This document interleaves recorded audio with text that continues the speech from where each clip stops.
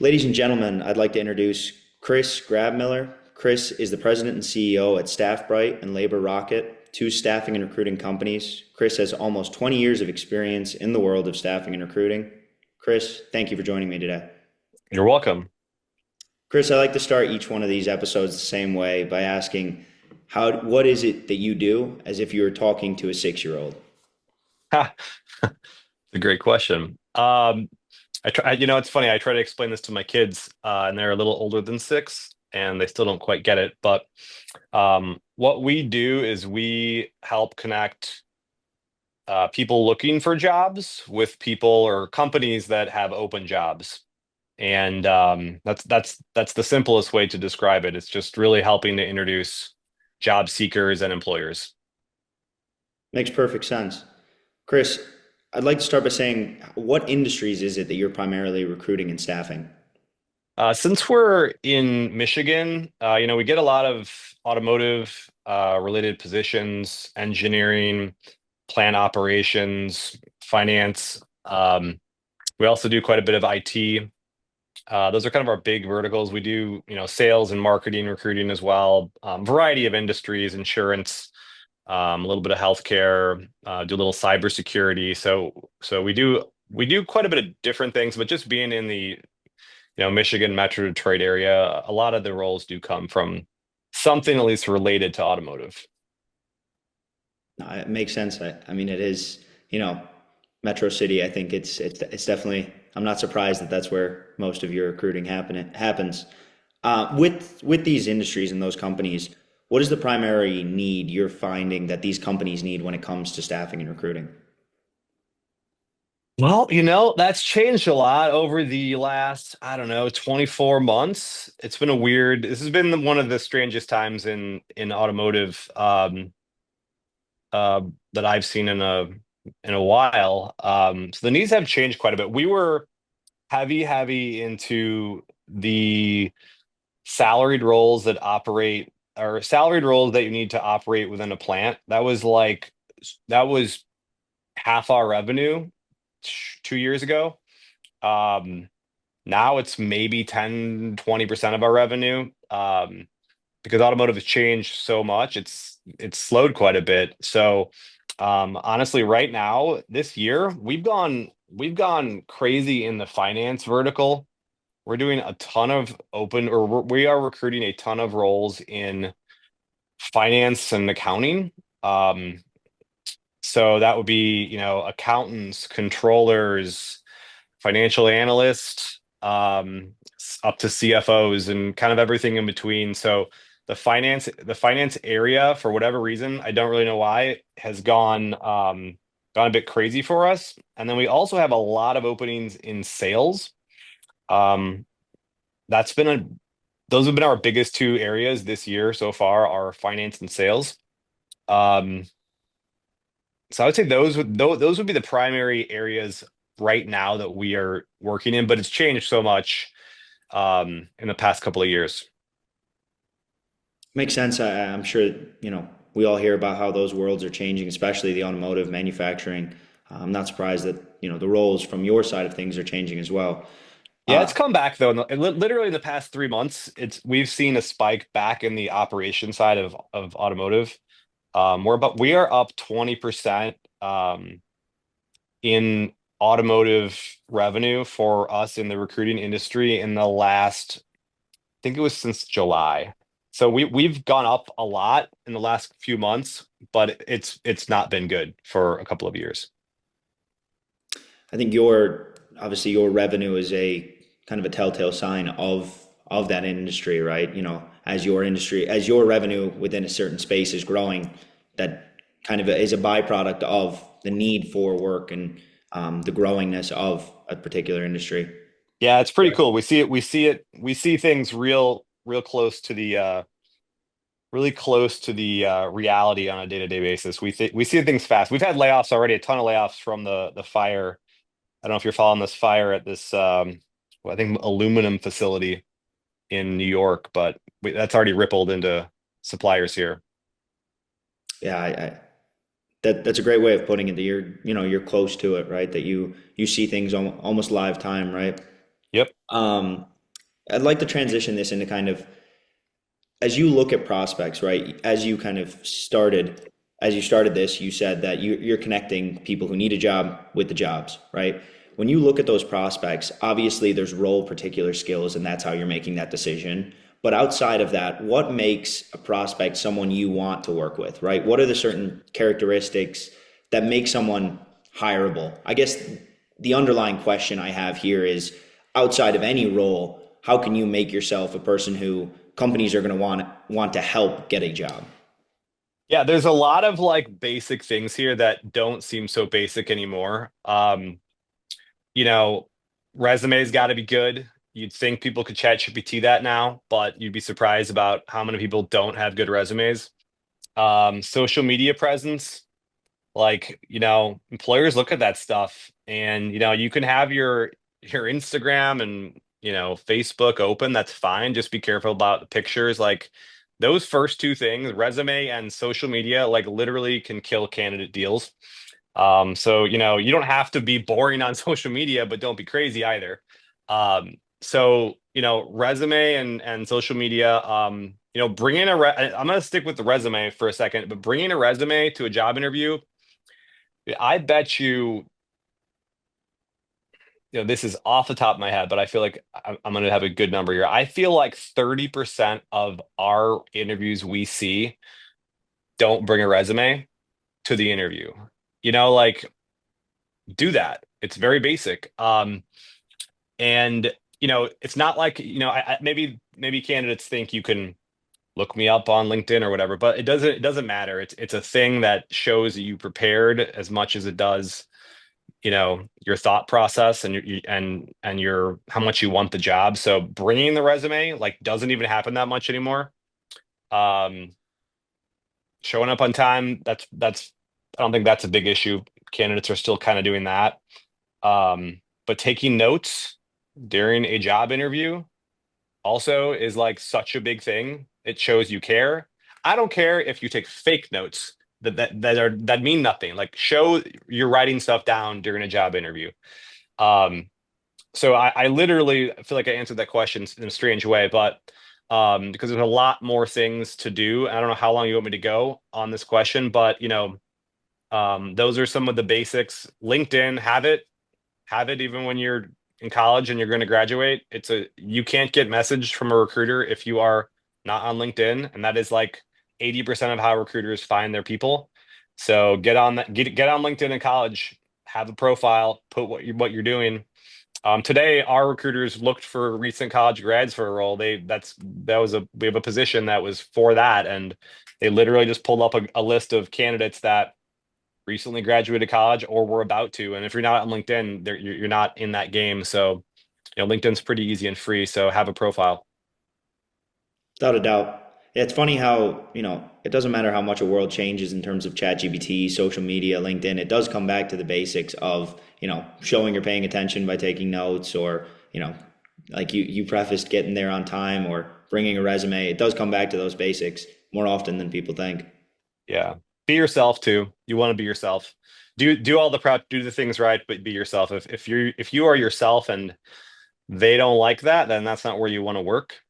So, you do all the things, prepare, but I think you need to be yourself as well. Without a doubt. I'd like to transition this into kind of asking, you obviously watch a particular prospect's career over a period of time. As you kind of see the people who, you may have worked with in the past or you're looking to work with in the future, who are, again, I know you cover a wide range of roles and industries, but what are the underlying factors that allow a person to have a good career as you might deem, and there's a wide range of good careers, but who are the people who you look at and, you helped get a job 5 years ago and now you look back and go, oh, they've done the right thing since, or I'd be happy to help them get the next job, or never mind, I don't want to work with them again. Yeah. Job tenure is huge. Um, it's another basic thing that has become much less basic, at this point in time. But job tenure is it's still probably the first thing my clients look at if we send over a candidate is how many jobs they've had in the past, I don't know, 3 to 5 years. Um, and it's the first killer. It's the number one first killer. If there's multiple jobs on the resume or on the profile, if the job tenure is off, it doesn't matter if the person has got a rare skill set that like five people have. If they hop around every year, they're out for almost every job. So job tenure is number one. On the flip side, like promotions within the same company is super important. It shows something like you can hop from job to job and you can get a promotion or a bump switching jobs. It doesn't look good, but you can. But getting promoted within one company multiple times, it really means you're probably pretty good at something. And so that looks really good to our clients. And then it's the candidates we want to reach out to for jobs because they're probably pretty good. You Make touched sense? on, yeah, without a doubt. You touched on job tenure there, and I'd like to kind of bring up, I think that's a point that a lot of people, you hear a lot, stay in your first job for 3 to 5 years or stay in a role, relook at your career every couple years. If you could give advice to college students pre-planning that career, how should they kind of be analyzing, timing those career transitions? Yeah, it's a really good question. And there's no exact answer to that because it is something that it's really situational to each person. Because it really like I don't think a recent college grad should feel like if they get in a job that sucks and there are terrible jobs that they should stick it out to build up the job tenure. That's not good either. So you just got to be careful with the ratio, especially in the beginning. If job one isn't good, don't waste your time. But if it ends up being job two, job three, they all have the same pattern, then it's probably you need to take a look in the mirror with something, either your decision making process on where you're going or, your expectations or something. Because when the pattern begins, it's probably the candidate, not the jobs. But I really do think, it's about the ratio in which you do this. And one job or two jobs do not make a hopper. It's the pattern. But in the beginning, you do want to be careful. Um, you do want to be careful with not letting that pattern become out of control. Without a doubt. I'd like to You know what kind you can of, do also is like to help, if you do have the job hopping as issue, what you can do is most people are doing other things while they're at their other job or are in activities or, in college you're in, lots of different organizations usually. And those things, if you have tenure at those, they can kind of help balance out like a couple of blemishes in the happiness. If they see something that you've done for a long period, you were in this club or you were in this for this amount of time, that will help a little bit with the if you get in the pattern of happiness. But again, at the end of the day, like you're gonna have to be careful with not letting that pattern go more than a couple of jobs. yeah, it makes sense. You touched on earlier the changes in the different industries that you're, recruiting within. I'd like to kind of bring it to college. As you look at the job market for undergraduates, how do you see that job market, whether it's in whatever industry it's in? How are you seeing college graduates getting jobs? Whew. Good question, man. I don't know. It's a confusing time for everyone. I think it's confusing for people entering the workforce too. It's just things are changing so fast with AI, and jobs are changing so fast. Like software development, it still is big, but man, that was a huge part of our business, and that is not doing well now. Unless you're developing an AI, it's just we're seeing demand for that drop a lot. So, it's a hard question to answer because of there's not been anything like this before, and it's hard to know how this is going to play out. But so I kind of really like my best advice is to focus on things that you enjoy doing and that you like to do. That is the most important thing. It's hard in college to figure that out, though. I didn't figure it out, but at the end of the day, you don't want to be doing something that you can't enjoy when you work. So I would tell people to to do their best to identify a skill or a degree that they like and that interests them, and that there are careers within those degrees. Not all degrees have careers. I won't bash any certain types of degrees, but not all degrees are created equal. And I would focus on the ones that you like and that have career paths. I mean, I love engineering, I love finance, love those two. Um, Honestly, I majored in sales. Not a lot of colleges that do that, but that's a pretty good degree. Um, Healthcare is easy too. Those degrees have a solid application. Um, but yeah, it's not a very good answer. The future, the future for jobs, it's hard to know. Yeah, I'm not surprised. I mean, we've seen so much change in recent years, and I think it's become a very unpredictable, if anything else, job market. Outside of the degree decision, what are other things that a college student can do prior to that graduation date to kind of prepare themselves, put themselves a step ahead of the competitors, and give themselves the best chance at a job? It's a good question. It's kind of what I mentioned a little bit a second ago. Like it's it's if you do things in college that have applications for the future world of work, it really does look good. Like, having done something while you were there. Like it could be a club, it could be, there's a million things you could do. It could be a job during college. Like some of my favorite candidates that we see are the ones that hustled through school, paid their way, worked the whole time, and got the degree. Those guys are studs usually. Um, so like, there's a lot of different paths you can take with that. Um, it's kind of a it's kind of dependent on what you want to do, I guess. Yeah, no, it makes sense. I You touched on earlier how, do something you love, pick a thing that you like enjoy doing and really kind of hone in on that. Outside of the industry specifically choosing that, I think the company and a boss, especially for your first job can be pivotal for kind of shaping your career. How should a student kind of be choosing the company or choosing a boss to start their career with? Yeah, the number one factor that you should look for in a job is, do you like your boss? Do you like the person you would work for?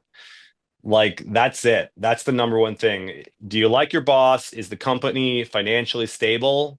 And is there career progression there? Like that to me is it. It's 90% of it. A lot of other little things, but like liking your boss. Can this person teach you something? Could they be a mentor to you? That's everything in the first job. Um, Mentors are everything, and if you can find a good one, it can take you a long way. So that's how I evaluate a job. It's how I would recommend for a college grad. It's about the boss, and it's about, is the company stable. Those that's the meat and potatoes of my recommendation. I like it. I think a big part of, or I guess, advice that I received over the last couple of years was networking, right? I think that word is kind of lost all meaning now because it's been so overused, in my opinion. But within that, I hear a lot of advice of grow your network or get out there and network. When it comes to that point where you are approaching graduation and or you are approaching internship time, how does a student properly utilize that network, however they've built it and however strong it is, to give themselves the best chance? Yeah, I mean the networking piece is how a lot of jobs get filled without a job ever getting posted. You know somebody, they make the intro. It's a good way to hire too. There's a lot of candidates that aren't fit, and getting as an employer, if you're referred someone from someone you trust, um, it does usually reduce the chance that this person will turn over or is crazy. There are crazy people everywhere. Um, so it's a great way to get a job, and a lot of jobs are won that way. But your question was really, how do you maximize it? And really, like, to me, I don't really know how you maximize it, but you need to have it. And having it is, I think, not as easy as it sounds, because that means you've got to do stuff to make it. And that's what I mentioned earlier, like doing other things in college outside of going to college, like the internship, like those things build your network. Um, they do. So having the network is really it. Optimizing it, I think, happens the bigger you build your network, you really usually, I don't think there's like really that much optimization that needs to be done, but it isn't that easy to build a big network of folks in college. Like I didn't do it. I was terrible. I don't know how I ended up doing pretty well. Like I didn't do what I'm telling you to do really right now. But it is important to build it, um, and build it large.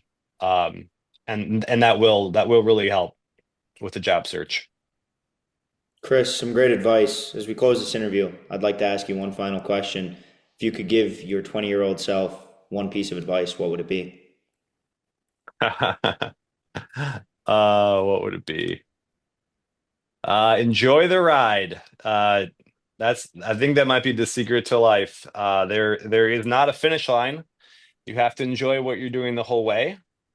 Um, I thought at one point, there was a finish line and like you'd celebrate, but you got to enjoy all of it. It goes freaking fast, let me tell you. It goes so fast. I feel so old saying that. And the fact that you're intern in the beginning, 20 years in business, God, it's so crazy. You're like a day away from being my age. It goes that fast. So you just got to enjoy what you're doing, work your ass off, have fun. You got to have fun and appreciate the ride, enjoy the ride. That's why it's so important to like what you're doing. But that's the biggest piece of advice is enjoy it. Goes fast.